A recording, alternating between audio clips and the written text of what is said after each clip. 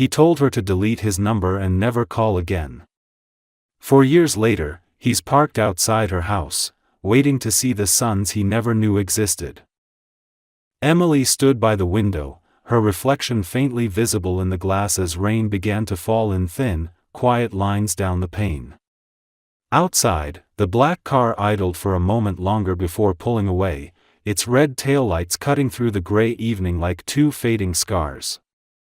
She could still hear his voice echoing in her mind, calm, final, and sharp enough to slice through her heart. "Delete my number and don't call me again." Jason hadn't looked back when he said it. His tone had carried no trace of hesitation, no flicker of the man who used to hold her face in his hands and whisper promises about forever. It was as if love had been erased from his memory in a single breath. The silence that followed his departure was so deep that Emily could hear the hum of the refrigerator in the kitchen and the faint ticking of the clock above the doorway. Her hands were shaking, still holding the phone that now felt like a useless object, an empty link to a man who had just erased her from his life. She wanted to scream, to throw something, to stop the ache blooming inside her chest, but all she managed to do was stand there and watch the street until the car disappeared completely. Her whole body felt hollow, as if the life had drained out of it. The world that once made sense when he was in it suddenly became an unfamiliar landscape filled with sharp corners and shadows. The days that followed were a blur of numbness. Emily went to work, went home, repeated the motions of daily life, but inside she was falling apart in slow motion. Every room in her small apartment carried his presence, the smell of his cologne on her pillow, the unfinished coffee mug he'd left in the sink, the shirt he had once tossed over the back of her chair. She told herself to get rid of it all, to erase him the way he had erased her, but each time she tried, something inside her refused.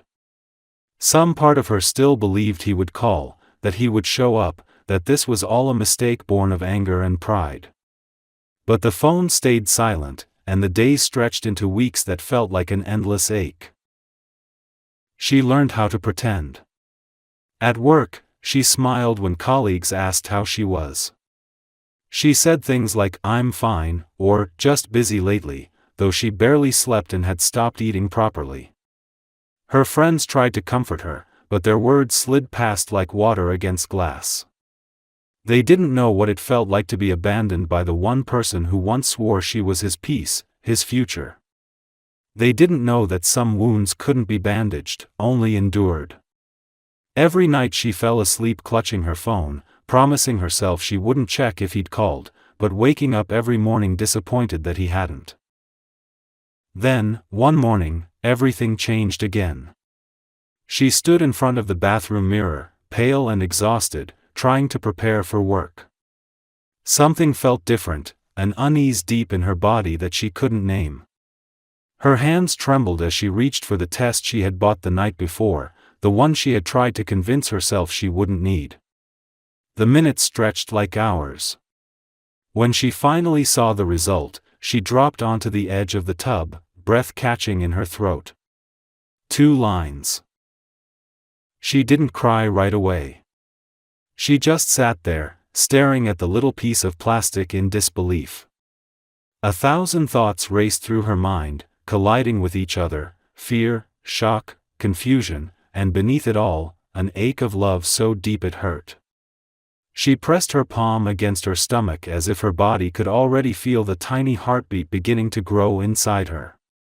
In that moment, she wasn't thinking of Jason's betrayal or her loneliness, she was thinking of life, new life, that had chosen her, even when he had not.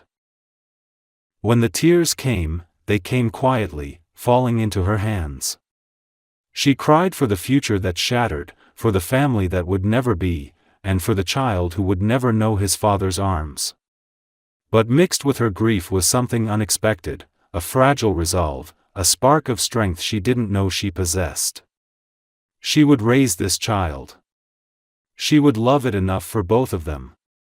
She didn't know how, and she was terrified, but for the first time since Jason had walked out, she felt a reason to keep moving forward.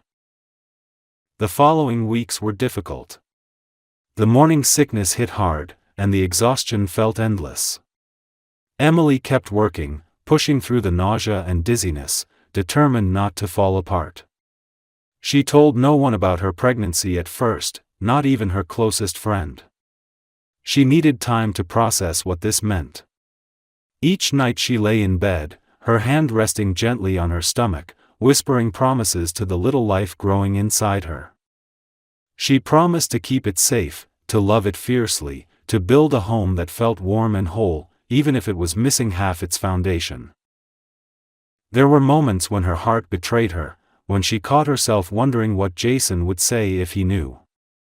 She pictured him finding out, imagined his face, his reaction.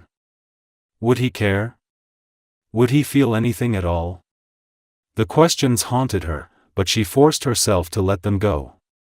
She reminded herself that the man who told her to delete his number had already made his choice.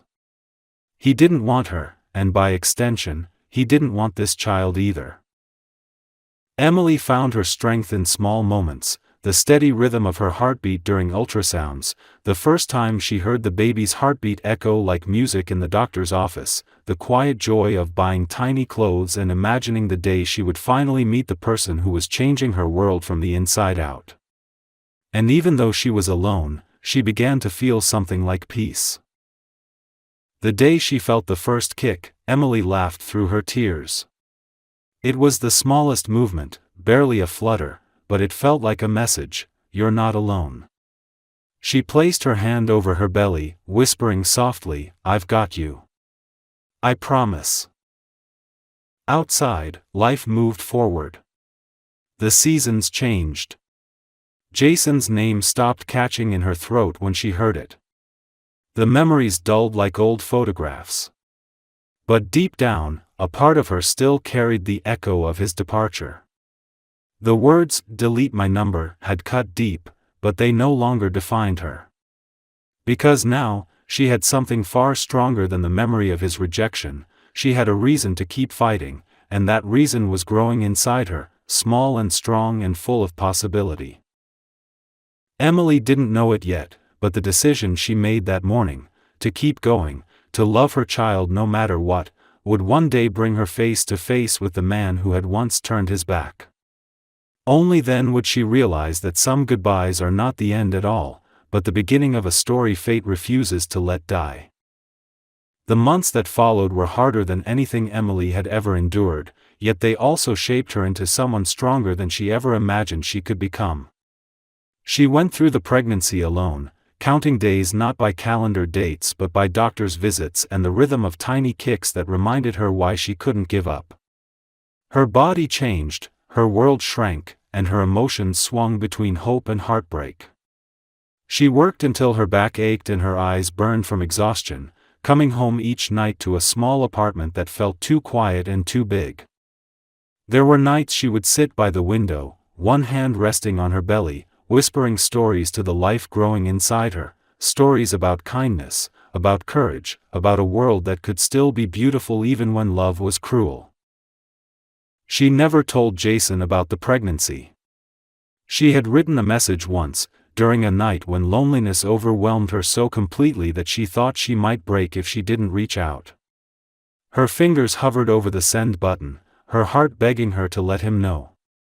But then she remembered his voice, cold and final, delete my number and don't call me again. She deleted the message instead. He had made his choice, and she would make hers. From that night on, she decided she would raise this child on her own, without expecting a single word or ounce of help from the man who had broken her. When she went into labor, the pain was intense and the fear almost unbearable. She was alone in a sterile hospital room, gripping the bed rails as wave after wave of contractions rolled through her. The nurses were kind, their words encouraging, but it wasn't enough to fill the absence beside her. She thought of Jason once, in the middle of the night, when the contractions grew unbearable. For a moment, she imagined him walking through the door, taking her hand, telling her that she wasn't alone. But when she opened her eyes, the room was empty except for the steady hum of medical machines. She bit her lip and kept pushing through the pain until 2 small cries pierced the air.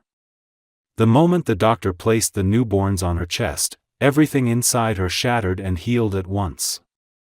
2 tiny faces, identical and perfect, blinked up at her with dark lashes and the bluest eyes she had ever seen. Emily named them Ethan and Liam. The names came to her like instinct, simple and strong, fitting for the 2 miracles who had already survived so much before taking their first breath.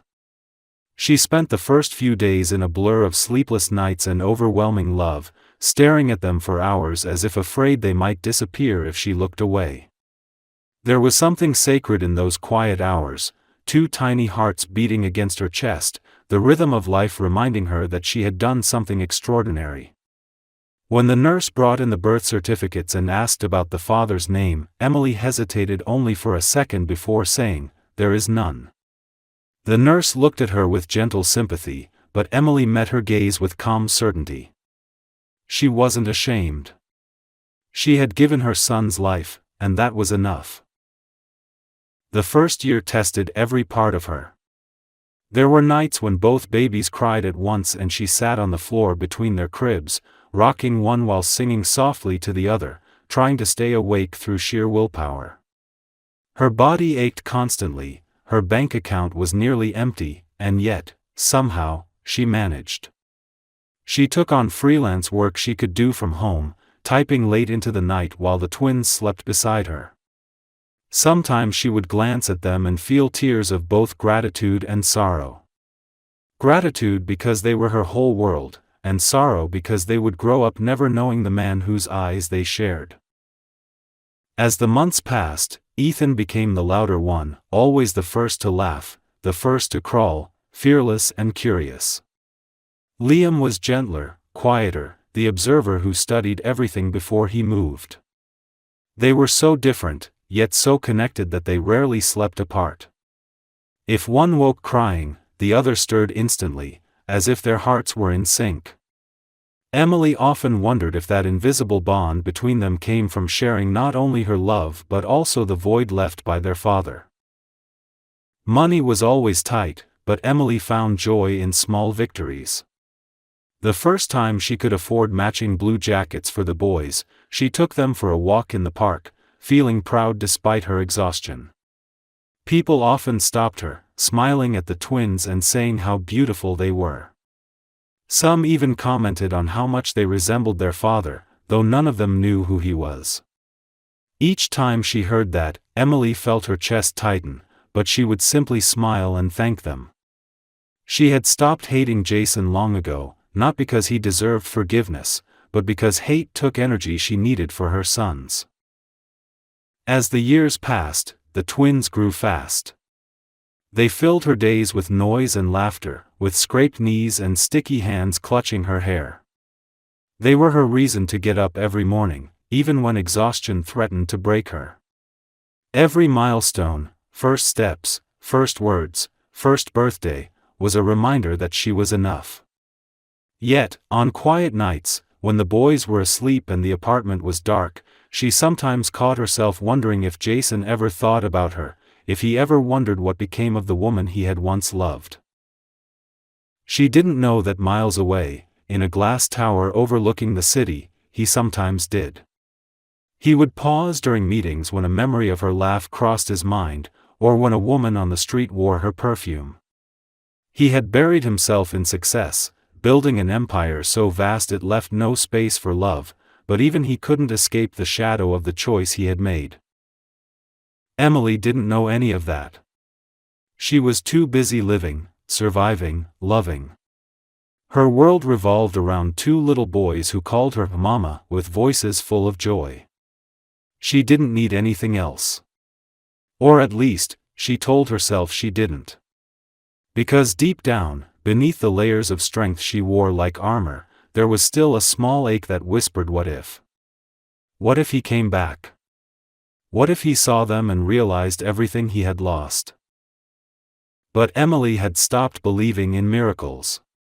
She believed in work, in patience, in love that didn't depend on anyone else. What she didn't know was that fate was already moving quietly in the background, setting the pieces in motion for a moment that would shatter her calm life once again.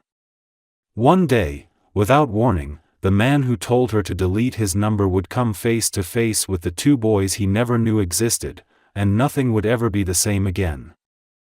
Jason Rivers was used to being in control of everything around him, but lately even his perfectly built world was starting to feel like a cage closing in. The skyscraper where his office occupied the top floor reflected the city's lights like a crown, a monument to his success, yet every night when he left, he found himself hesitating at the elevator doors as though unsure where to go. The divorce had ended quietly, neatly, like a transaction. His wife, Veronica, didn't cry, didn't fight, didn't ask for anything except her share of the assets. They both knew it had never been love, only a merger of ambition and power. On paper, Jason had everything a man could want: money, authority, a reputation built on sharp decisions and a flawless instinct for risk. But under the surface, something had begun to rot. He stopped sleeping through the night. His dreams were restless and full of faces he could no longer reach. Sometimes, in the early hours before dawn, he woke to the sound of his own voice whispering a name he had spent years trying to forget. Emily. He would sit in the dark, staring at the skyline beyond the windows, wondering what she was doing, whether she had forgiven him, whether she had ever truly believed he stopped loving her. The memory of her eyes when he said those cruel words still haunted him, the shock, the disbelief, the silent breaking that followed. He told himself he had done the right thing, that walking away spared them both from pain. Yet every passing year only made the lie harder to carry. He threw himself deeper into work, chasing one business expansion after another, thinking that if he stayed busy enough, the emptiness would eventually quiet down. It didn't. He hired new teams, opened new branches, traveled from one city to another, but no amount of accomplishment could erase the hollow space left behind. At night, when the meetings were done and the city lights dimmed, he poured whiskey into a glass and stared at the empty room around him, asking himself what kind of man traded love for pride. For years passed before fate forced him to look at his life from a different angle. It happened on an ordinary Thursday afternoon, the kind that began with spreadsheets and ended with exhaustion. His driver pulled up at a red light near a small suburban park. Jason barely noticed at first, scrolling through his phone, but something outside caught his attention. A woman was standing by the playground, laughing as two small boys ran circles around her. Her laughter was faint but unmistakable, and when she turned her head slightly, the air left his lungs. Emily. For a moment, he thought his mind was playing tricks on him, conjuring her out of guilt and longing, but the more he stared, the more he knew. Her hair was longer now, sunlit gold that shimmered as the breeze moved through it. She looked softer somehow, stronger too, and when she bent to scoop one of the boys into her arms, Jason's heart stopped completely. The child turned toward him, and his breath caught. Dark hair. Blue eyes. His eyes. He couldn't look away. Both boys had his features, identical in every way, as though someone had split his face into two smaller versions and given them life. He didn't need a DNA test to know what he was seeing. His chest tightened painfully as he realized the truth he had been too blind to consider. They were his sons. He had left her, and she had carried his children into the world alone. The light turned green, but Jason didn't move. The driver glanced back, waiting for instructions, but Jason barely heard him. His entire world was collapsing into one moment of devastating clarity. "Stop the car," he said quietly. His voice sounded foreign even to himself. He stepped out and stood on the sidewalk, just far enough away that Emily didn't see him. He watched as she knelt down to tie one boy's shoe, her expression tender and calm, then took both of their hands as they crossed toward a small silver car parked nearby. They climbed in, laughing about something he couldn't hear, and for the first time in his life, Jason felt powerless. That night, he sat outside her house, the same car parked across the street. The lights inside flickered off one by one until the home was wrapped in darkness. He stayed there for hours, gripping the steering wheel so tightly his knuckles turned white. Every instinct told him to walk away, to respect the life she had built without him. But the other part of him, the part that had been silent for years, refused to move. He wasn't ready to let go again. He came back the next night, and the night after that. He told himself he only wanted to see them, to make sure they were safe, but he knew the truth. He wanted to feel close to them, even if it was from a distance. Watching the boys run around the yard, hearing their laughter drift through the air, filled him with both joy and unbearable regret. He realized that while he had been chasing profits and expansion, he had missed the most important creation of his life. Every time he saw Emily, something in him twisted tighter. She looked happy, or at least peaceful. She smiled easily, her face glowing with the quiet pride of someone who had survived hell and learned to live again. It broke him and healed him at once to see her that way. He wanted to walk up to her, to apologize, to tell her that he had been a coward and that he'd trade everything he owned just to turn back time. But fear held him back. Fear that she'd look at him the way she did 4 years ago, with that shattered silence that spoke louder than any words ever could. Still, he couldn't stay away. It became a ritual. He left work, drove to her neighborhood, and waited in his car until the lights in her house dimmed. Sometimes he imagined what it would be like to knock on her door, to see her open it and realize he hadn't forgotten, that he was still the man who loved her even after everything he'd done to destroy it. Other nights, he just sat there watching the windows, wondering if the boys ever asked about their father, if she told them his name, or if she erased him completely like he deserved. Each visit chipped away at his pride until nothing was left of the arrogant man who once believed he could control his heart like a business deal. What had once been a carefully constructed life now felt meaningless without the family he had unknowingly abandoned. The thought of the twins growing up without him, never knowing the sound of his voice, never having his hand to hold, haunted him endlessly. One evening, as he sat there again in the soft hum of his idling car, something inside him finally broke. He couldn't keep watching from afar, pretending that distance was enough. He realized that regret was no longer a punishment, it was a prison. And if he didn't do something soon, he would spend the rest of his life locked inside it. Jason turned off the engine and stared at the house, his reflection faint in the windshield, looking older and more hollow than he remembered. He whispered to the empty car, almost as if saying it out loud could make it real. "Tomorrow," he said quietly. "Tomorrow I'll go to her." For the first time in years, he didn't drive home. He just sat there in the silence, letting the weight of his past sink in, while the faint laughter of his sons drifted through the night air from an open window, a sound both beautiful and unbearable. And for the first time since he'd said those awful words, he allowed himself to cry. The next morning came with the same gray light that usually marked the beginning of Jason's days, but this time the air around him felt heavier, as if it carried the weight of the choice he could no longer avoid. He barely slept. Instead, he spent the night replaying every moment from the past 4 years, each mistake carving deeper into his conscience. By the time the sun rose, his mind was made up. He didn't know what he would say, how he would explain himself, or what kind of reception he would face, but the silence between him and Emily had lasted too long. He needed to see her, to face the consequences of what he'd done, even if it destroyed what was left of his pride. When he finally drove to her neighborhood, his heart was pounding so hard that it felt as though it might split his ribs apart.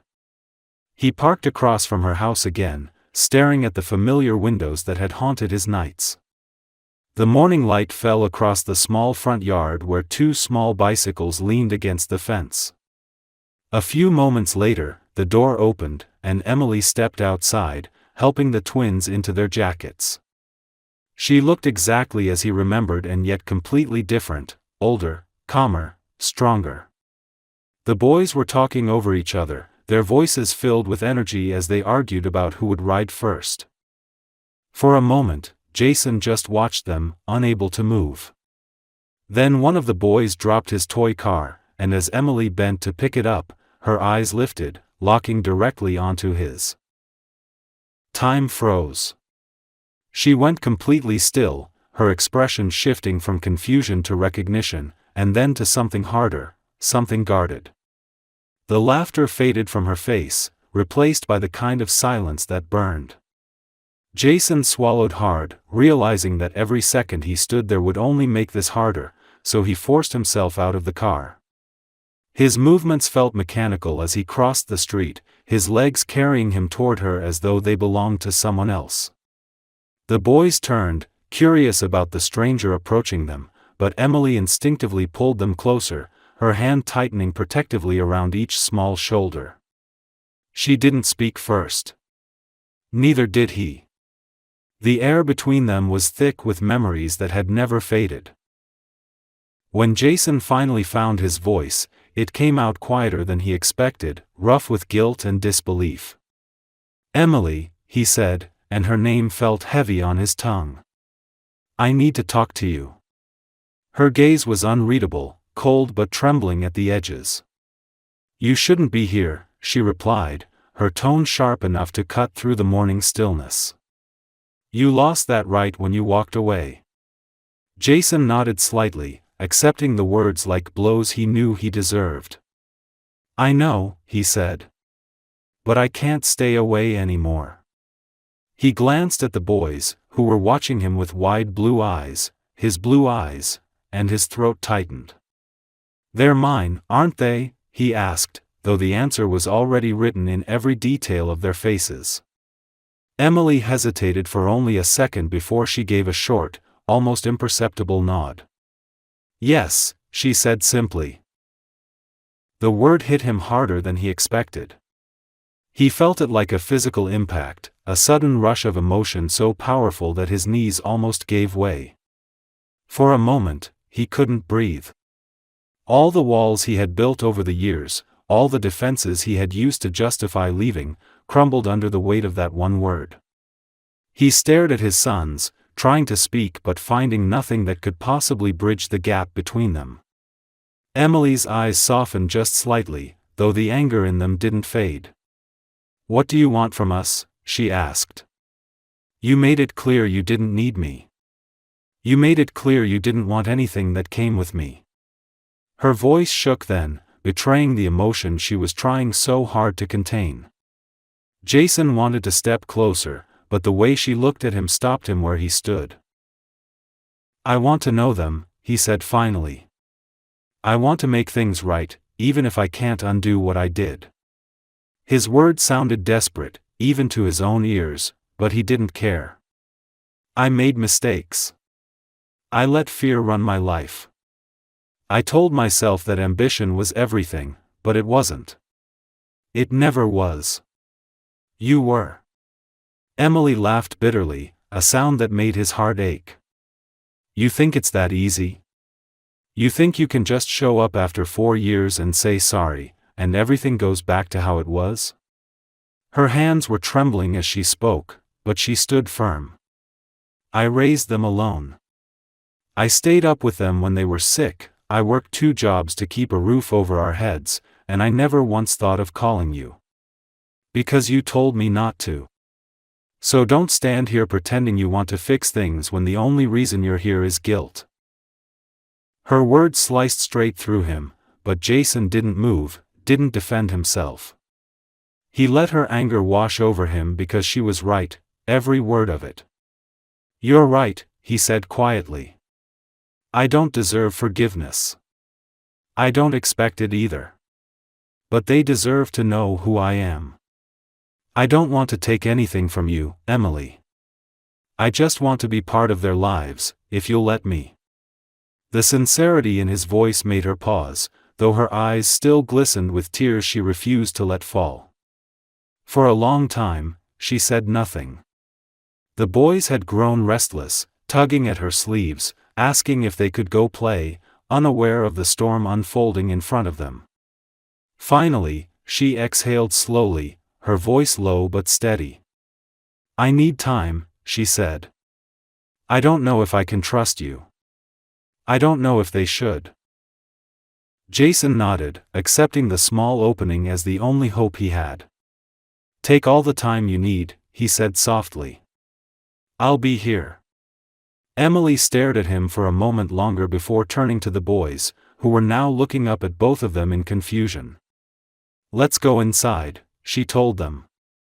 She took their hands and started toward the door, pausing only once to glance back at Jason. Her expression wasn't forgiving, but it wasn't entirely closed either. It was cautious, conflicted, human.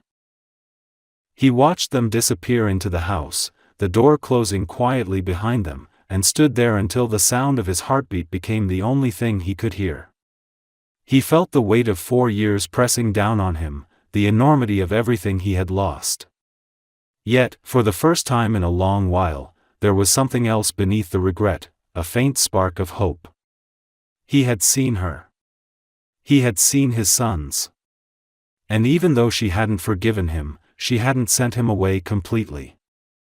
As he walked back to his car, the morning sun broke through the clouds, painting the street in a warm, unfamiliar light.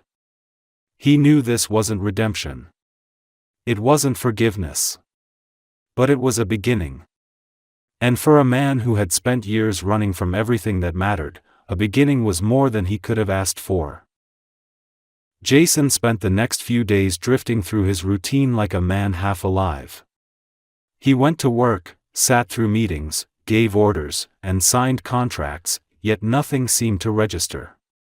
The same colleagues who once admired his focus now whispered about how distracted he had become. He no longer cared about the numbers or the deals. His mind was consumed entirely by the image of Emily and the 2 boys he could no longer stop thinking about. Every time he closed his eyes, he saw their faces. Every sound of laughter that drifted up from the street below his office reminded him of what he had missed, what he had thrown away out of pride and fear. He told himself that he needed to give her time as she'd asked, but patience had never been his strength. Each passing day without seeing them felt unbearable. He wasn't sure if it was guilt driving him or love, or maybe both, but he knew he couldn't stay on the sidelines much longer. On the 5th day, he found himself driving back to her neighborhood. The street looked different in the soft evening light, alive with the sounds of children playing and the faint smell of barbecue drifting through the air. He parked farther away this time, not wanting to frighten her or make her think he was stalking her. Still, the truth was he couldn't help himself. He needed to see them again, even from a distance. As he sat there, his fingers tapping nervously against the steering wheel, he saw her come out of the house. She looked tired but beautiful in the way only real strength makes someone beautiful. The boys were racing ahead of her on small scooters, laughing and calling to each other. Jason's chest ached at the sound. It was the kind of sound that should have been part of his life all along. He took a deep breath and stepped out of the car. The sound of the door closing made Emily turn her head. For a moment, she looked startled, but not angry. Maybe she was too tired for anger now. The boys noticed him too. One of them, Liam, stared at him with wide, curious eyes before whispering something to his brother. Jason hesitated, unsure how close he could get without crossing a line. "Emily," he said softly as he approached. She straightened, folding her arms across her chest, her expression unreadable. "You shouldn't be here again," she said quietly, though there was less sharpness in her tone than before. "You said you'd wait." He nodded. "I tried," he admitted. "But I can't pretend that staying away will make any of this easier." Her shoulders lowered slightly, the first sign that maybe she wasn't ready to push him away completely. "The boys don't understand," she said. They keep asking who you are.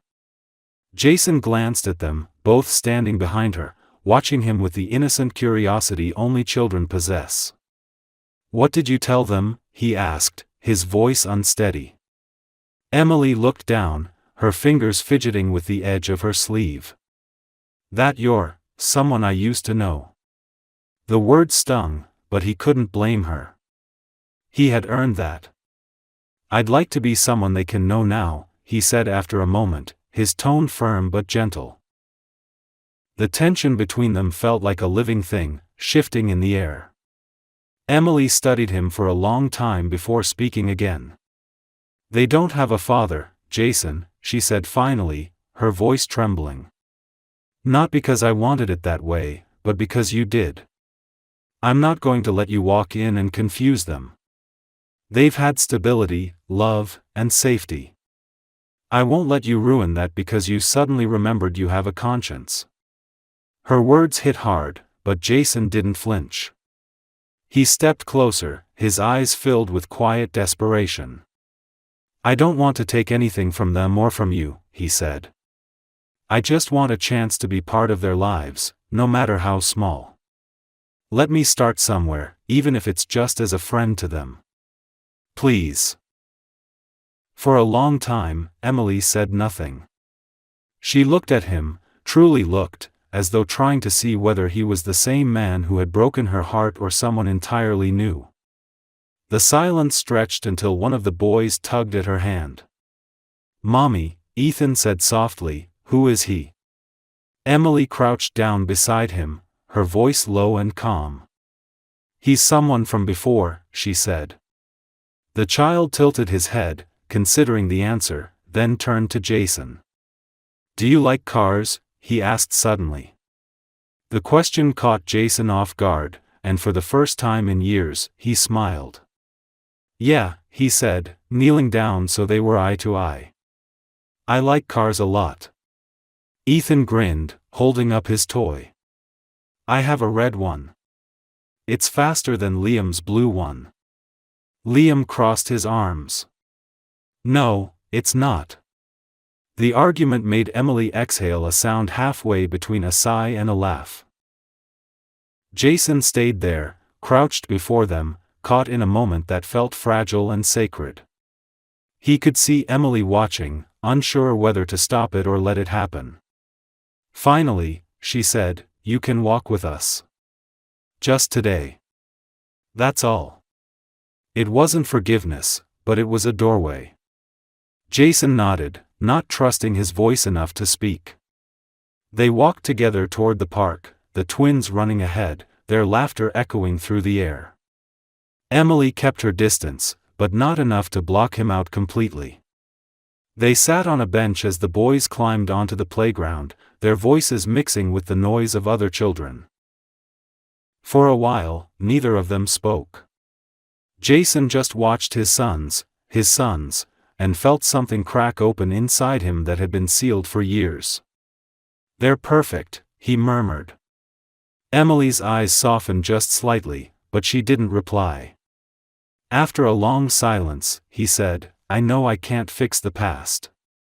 I can't undo what I said or how I left. But if you give me time, I'll prove to you that I'm not that man anymore. She looked at him then, her expression a mix of weariness and disbelief. You can't just say that and expect me to believe it. Jason nodded. I know. That's why I'm not asking you to believe it. I'm asking you to watch me prove it. When the boys ran back, breathless and laughing, Jason stood to help tie Liam's shoelace that had come undone. The small, simple act felt monumental. For a second, Emily froze, watching as Liam placed his hand on Jason's shoulder for balance, smiling up at him with innocent trust. Something in her eyes flickered, fear, hope, maybe both. As the sun began to set, she gathered the boys, ready to leave. Before getting into the car, she looked at him once more. I don't know what this means yet, she said quietly. But they liked you today. That's a start. Jason watched them drive away, his heart pounding with a mix of relief and longing. For the first time in years, he didn't feel trapped by his regrets. Instead, he felt anchored by something real, a purpose, a chance, a fragile connection that he would do anything to protect. He knew it would take time, maybe years, to earn back what he had broken, but he also knew he would never stop trying. As darkness settled over the park, he stood alone under the fading light, knowing one thing for certain: for the first time in his life, he had something worth fighting for, and he wouldn't walk away again. The days that followed felt like walking on a fragile bridge suspended over years of silence. Emily didn't know how to handle Jason's sudden reappearance in their lives. She had built her world on the certainty that he was gone forever, and now that he was standing on her doorstep again, trying to be part of the family he had abandoned, everything inside her felt unstable. The boys had taken to him more easily than she expected, maybe because children have an instinct for warmth, and Jason had begun to show a kind of gentleness she hadn't believed him capable of. He never tried to force anything. He simply appeared where she allowed him, always patient, always careful, and that patience was disarming. It wasn't the man she remembered, the one whose ambition burned brighter than anything else, the one who thought success could substitute for love. This version of Jason looked older, heavier with regret, but steadier too, as though he'd finally learned what truly mattered. Every evening, when he stopped by to see the boys, he would kneel to their level, asking them about their day, about their favorite colors, about which cartoon made them laugh most. He brought nothing expensive, no toys meant to buy affection, only his time. At first, Emily told herself it was temporary curiosity, that he'd get tired of the effort and leave again. But he kept showing up, rain or shine, never late, never complaining, never crossing boundaries she hadn't given him permission to. The twins began to look forward to his visits, waiting by the window for his car to appear, their faces lighting up when they saw him. The sound of their laughter when he chased them through the yard was both beautiful and painful to Emily, because every laugh reminded her of what could have been if he had stayed. One night, after putting the boys to bed, she found him still sitting in the backyard, the glow from the porch light casting long shadows around him. He looked lost in thought, staring at the small swing set he had helped assemble earlier that week. She hesitated at the doorway before walking over. "You don't have to keep doing this," she said quietly, wrapping her arms around herself against the evening chill. He looked up at her, his expression calm but full of something heavy. "I know," he said. "But I want to." She sighed, shaking her head. "You can't fix everything, Jason. You can't erase the past just by showing up now." He nodded slowly.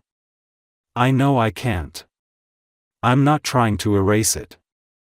I just don't want to keep running from it." For a long moment, neither of them spoke. The sound of crickets filled the silence, and Emily realized how strange it was that they could sit together without anger consuming her. The bitterness she once felt had dulled, replaced by exhaustion and a strange kind of acceptance. He had broken her, but somehow, seeing him like this, open, vulnerable, and human, made her realize that maybe she wasn't the only one who had suffered. She remembered the man he had been, the one who had loved her fiercely before fear and pride tore them apart. For the first time in years, she wondered what kind of pain he had carried all this time. Their uneasy peace continued for weeks. Slowly, almost imperceptibly, Jason began to blend into their routine. He helped with small things, fixing the leaky faucet, changing a light bulb, bringing groceries when she was too tired after work. The boys adored him, unaware of the complicated history that bound their parents together. They called him Jay now, a nickname that rolled off their tongues easily.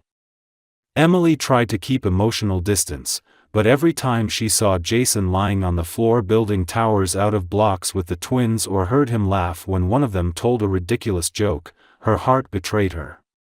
She could feel the walls she'd built beginning to weaken, brick by brick. Then one evening, disaster struck. Liam fell ill. It started as a simple fever, but by midnight, it spiked dangerously high, and panic filled the house. Emily tried to stay calm, placing cool compresses on his forehead, whispering soothing words, but fear clawed at her chest.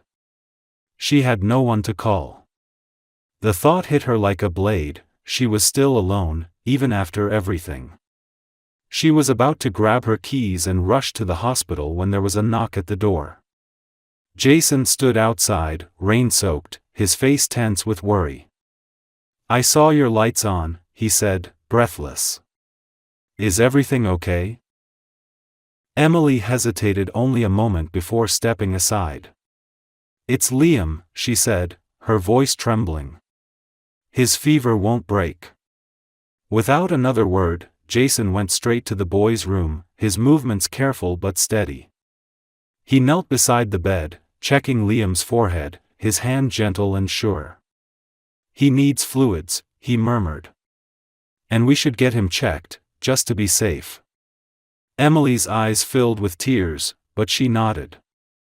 Together, they wrapped the sleeping child in a blanket and drove through the rain to the hospital. In the sterile white of the emergency room, everything moved in slow motion. Doctors took Liam inside while Emily sat frozen in a chair, her hands trembling. Jason stayed beside her, not speaking, just quietly holding her hand. For the first time, she didn't pull away. His grip was firm, grounding, steady. When the doctor finally returned to say it was a viral infection and that Liam would be fine after rest and medication, Emily broke down. Relief crashed over her like a wave, and she buried her face in her hands. Jason didn't say anything, he simply put an arm around her shoulders and let her cry. Later, when they returned home and carried Liam to bed, the house felt different. Quieter, softer, as though something unspoken had shifted between them. Emily stood by the doorway, watching Jason tuck the blanket around their son, his movements filled with care and tenderness. Her chest tightened painfully at the sight. When he turned to face her, their eyes met, and neither of them looked away. "Thank you," she whispered. "You didn't have to come." He shook his head slowly. "I'll always come," he said, his voice rough with emotion. Those words echoed in her mind long after he left that night. She lay awake, staring at the ceiling, feeling a warmth she hadn't felt in years spreading through her chest. Maybe she still couldn't forgive him, not yet, but she was beginning to see that he wasn't the same man who had walked away. Something had changed in him, something that made her believe, for the first time, that he might actually stay. The next morning, Jason returned with groceries and medicine, refusing to let her handle everything alone. He made breakfast for the twins, stayed to help with chores, and even managed to make Emily laugh when he nearly burned the toast. The small domestic chaos that filled the house felt like a glimpse of something she hadn't dared imagine, a family, imperfect but real. She caught herself watching him, her heart torn between caution and hope. When he noticed her gaze, he didn't smile or speak. He just looked back at her, quietly, as if he understood exactly what she was thinking. As the days passed, the rhythm of their lives began to change. Jason didn't try to reclaim what they had lost, but rather to build something new, something fragile yet sincere. And though Emily wasn't ready to admit it aloud, a part of her had already started to believe that maybe, after all the years of hurt and distance, he was finally home. Winter came quietly, coating the city in pale light and stillness. The days grew shorter, the nights longer, and the rhythm of Emily's life continued to change in ways she never expected. Jason was there almost every evening now, helping with dinner, reading stories to the boys, fixing whatever small thing around the house broke that week. At first, she told herself she allowed it only for the children's sake, because they had grown attached to him and she didn't want to take that away from them. But the truth ran deeper. His presence had become part of their lives, woven into their days so naturally that she could hardly remember when the house had felt so full of warmth and laughter. He had found his place among them without forcing it, simply by being steady and kind, and by never repeating the mistakes of his past. Jason had changed in ways that surprised even him. For years, his world had been built on speed, control, and power, yet now his evenings were filled with the sound of his son's laughter and the soft murmur of Emily's voice as she tucked them into bed. Success no longer meant climbing higher but sitting on the floor surrounded by Lego blocks or teaching the twins how to make paper airplanes. For the first time in his life, he felt proud of something that didn't come with a title or a price tag. He began to understand that love wasn't about grand gestures or flawless plans, it was about showing up, again and again, even when it was hard. He didn't talk much about the past anymore. Instead, he focused on every small chance to be better, to be present. The more time he spent with Emily and the boys, the more the sharp edges of guilt began to dull, replaced by quiet gratitude that they still let him in at all. Emily watched him carefully, still cautious but slowly beginning to lower the walls she had built so high. She had always been strong because she had no other choice, but there was something different about being strong when someone else was finally there to help carry the weight. She noticed how gentle he was with the boys, how patient he could be when they tested his limits, and how genuinely happy he looked when they called him Dad for the first time. It happened one afternoon without warning. Ethan had fallen while playing outside, scraping his knee, and Jason had rushed over to lift him up. Through tears, the boy clung to him and said, "Daddy, it hurts." The word hung in the air like a fragile secret, and Jason froze, his throat tightening. Emily had seen it happen from the porch. She waited for him to correct the boy, to say something, but he didn't. Instead, he simply hugged him tighter and whispered, "It's okay, I've got you." Later, when Emily asked if it had been too much, Jason shook his head, eyes glistening. "It's everything I've ever wanted," he said quietly. Still, not everything was easy. There were days when Emily found herself pulling away again, afraid of trusting too much, afraid that one mistake would send him running as before. There were moments when old wounds reopened, especially when something reminded her of the man he used to be, the man who had walked out without looking back. Jason never argued when she retreated. He gave her space, and when she was ready, he came back, steady as always. His consistency began to rebuild something she thought was gone forever, faith. One night, after the twins had fallen asleep, they sat together on the couch, the soft hum of the heater filling the silence. Jason leaned forward, his elbows resting on his knees, his voice low. "I don't deserve any of this," he said. "You, them, this home.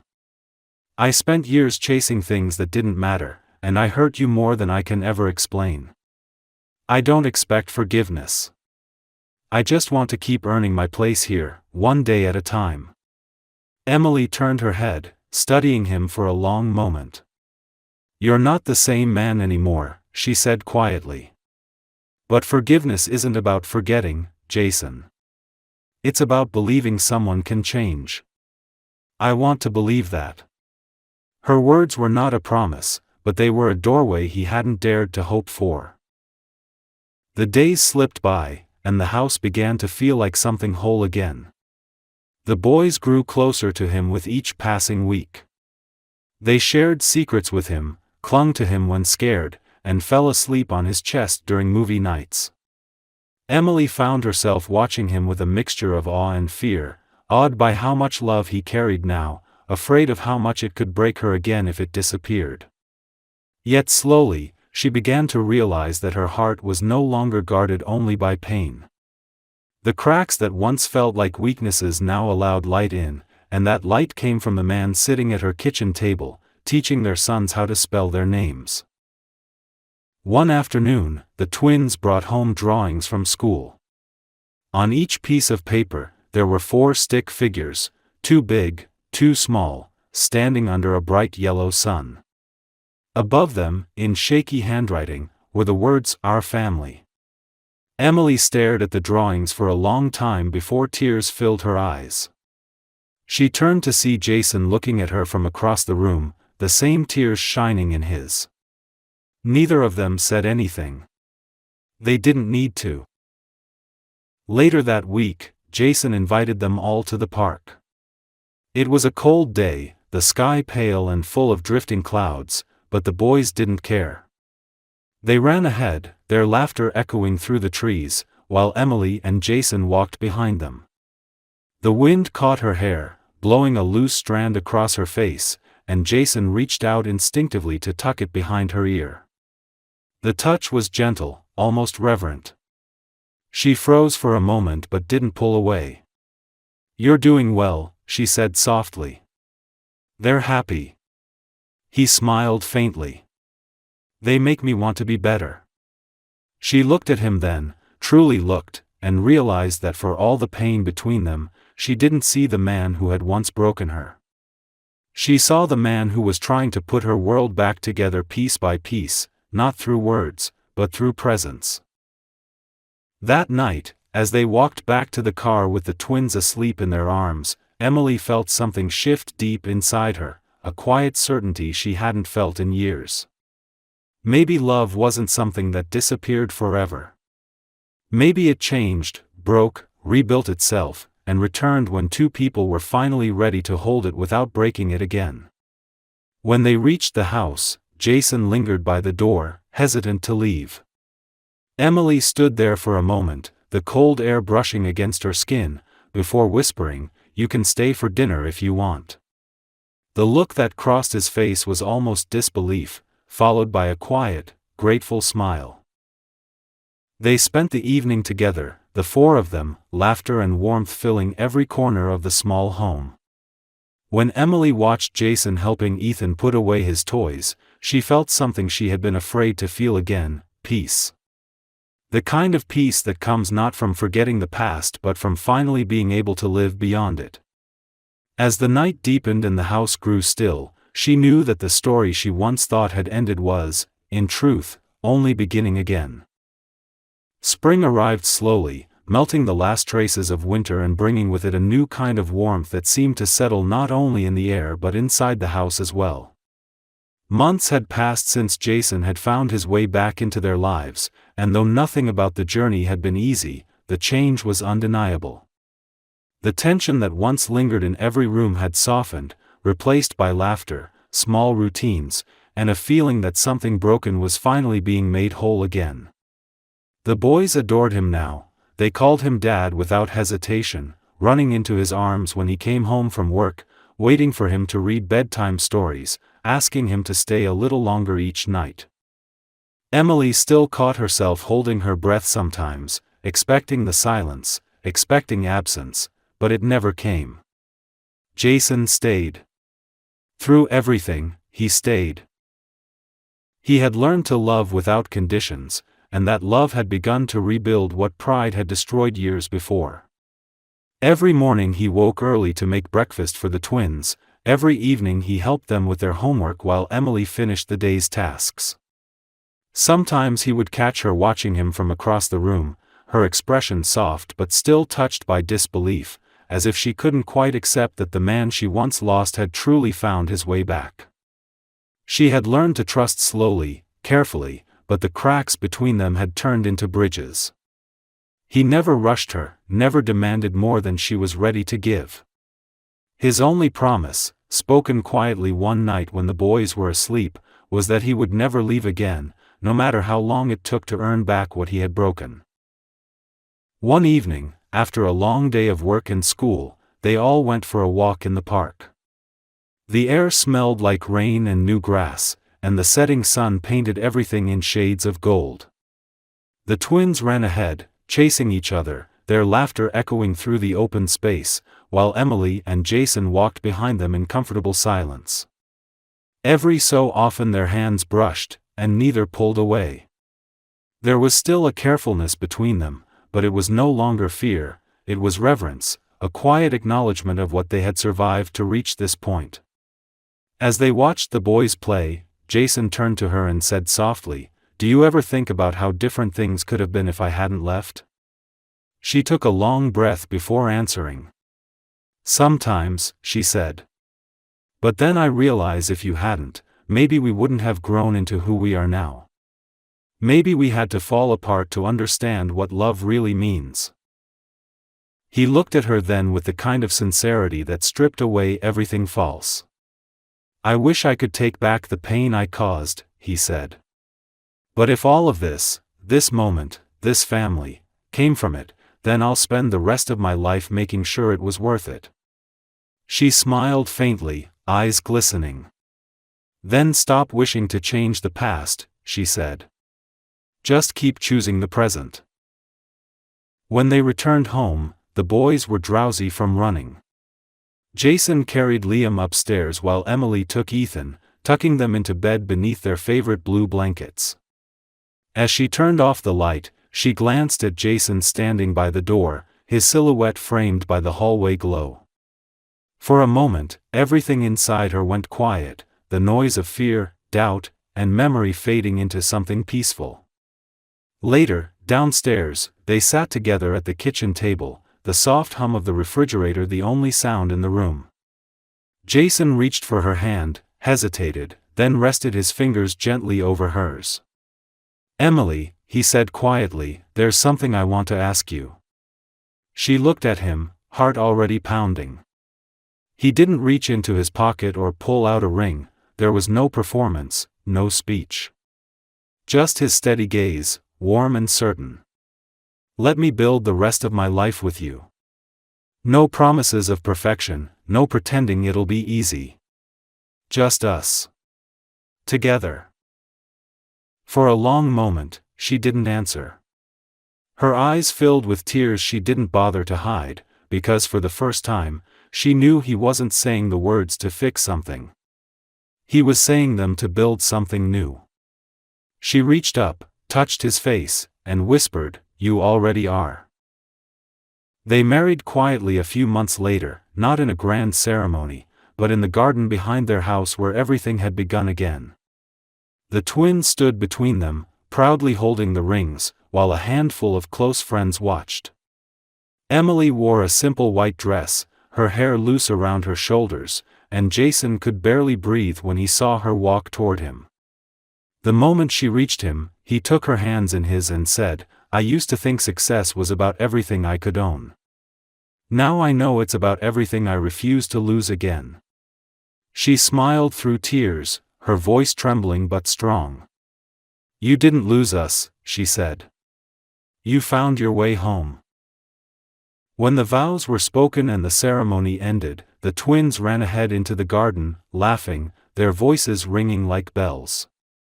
Jason pulled Emily close, resting his forehead against hers.